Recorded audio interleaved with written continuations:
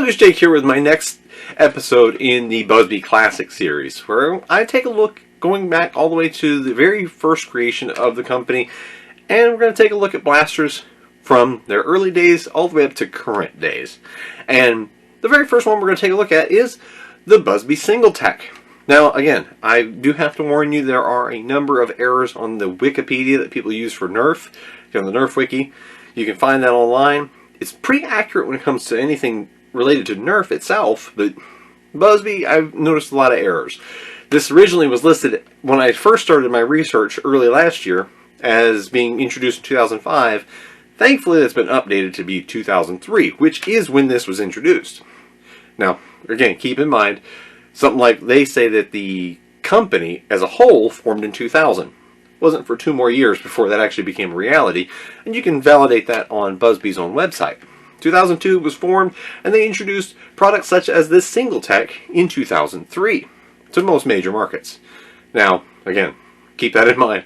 Busby is very well known for doing regional releases. Like the Derringer is one that's a extraordinarily rare blaster, and it was only introduced into a couple countries. And it was one of their early releases too. But the Single Tek, this is from the time when Busby was truly a off-brand. You know, they introduced themselves as a value-driven brand, and this thing hit the shelves for only a few dollars. And, you know, it feels like that. It feels kind of like comparable to what you would expect like a little Jaru blaster to be like today. Maybe Jaru is the next Busby? Clowny would love that. If you guys don't know Clowny Nerf, he's a big fan of Jaru. Now, this in that kind of essence. It was a very inexpensive, very simple blaster. Top prime has a ratchet to it, so you can actually kind of catch it at certain points. Fired the Busby suction cup darts at extraordinarily low velocities. And in the current day, using chronograph, now it fires in the low 40s generally. But, I mean, we're talking about with these darts here, a front loader from 2003, still working. That's pretty neat. I have one up here on the wall in a blue and yellow. This was sent to me courtesy of Ren Ingolstad, and I found this one online on eBay. These things are hard to find. If you find one, it's rare.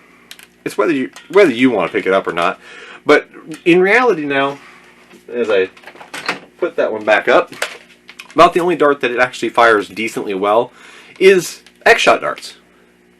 Now, I've never actually done a proper video on these, but they do have a use.